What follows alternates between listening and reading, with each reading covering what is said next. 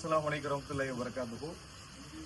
நாங்கள் அம்மாப்பட்டினம் ரஹமத் நகர் பகுதியில் வசிக்கக்கூடிய பொதுமக்கள். அல்லாஹ்வுடைய கிருபையினால் இந்த பகுதி மக்கள் கிட்டத்தட்ட ஒரு 50 வருடங்களுக்கு மேலாக இந்த பகுதியில் வந்து குடியிருந்து வர்றாங்க. இந்த பள்ளிவாசல் பாருங்க, மஸ்ஜிதுல் ரஹ்மானியான்ற இந்த பள்ளிவாசல் கிட்டத்தட்ட ஒரு 50 வருடங்களாக மக்கள் வந்து தொழுது கொண்டிருக்கக்கூடிய ஒரு பள்ளிவாசல்.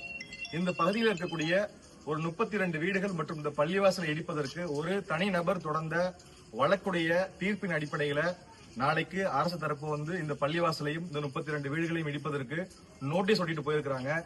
இது தமிழ்நாடு அரசும் மற்றும் சமுதாய மக்கள் அனைவரும் கூர்ந்து கவனிக்க வேண்டிய ஒரு விஷயம். ஏன்னு கேட்டீங்கன்னு சொன்னீங்கன்னா, இந்த அம்மாப்பட்டினம் பகுதியே ஒரு காலத்துல குளமா இருந்ததுதான். 100 வருடங்களுக்கு முன்பாக எல்லா பகுதிகளுமே குளமாக இருந்ததுதான். அதை எல்லாத்தையும் தூத்து தான் இன்னைக்கு வந்து குடியிருப்புகள் உருவாயிருக்கு. இன்னைக்கு வந்து மக்கள் குடியிருக்கணும் அப்படின்னு சொன்னா வேற பகுதிகள் கிடையாது. இந்த ஊரே, ஒட்டுமொத்த ஊரே அப்படி உருவான ஒரு ஊர் தான்.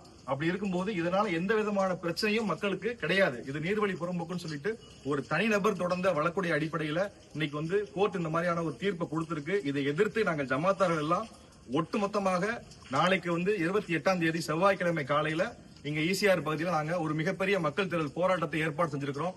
சமுதாய மக்கள் மற்றும் சமூக ஆர்வலர்கள், பொதுமக்கள் அனைவரும் எங்களுடைய ஆர்ப்பாட்டத்திற்கு ஆதரவு கொடுத்து இந்த வீடியோவை அதிகமாக ஷேர் செய்யுங்கள். அல்லாஹ்வுடைய இறை இல்லத்தையும் இந்த 40 குடும்பங்களுடைய கண்ணீருக்கும் இன்ஷா அல்லாஹ் பதில் கிடைக்கணும். ஒரு அரசாங்கம் எங்களுக்கு நல்ல முறையில எங்களுக்கு ஒரு தீர்ப்பு கொடுக்கணும். இன்ஷா அல்லாஹ் முடிஞ்ச அளவுக்கு இந்த வீடியோவை அதிகமாக ஃபார்வர்ட் செய்யுங்க. அஸ்ஸலாமு அலைக்கும் வரஹ்மத்துல்லாஹி வபரகாத்துஹு.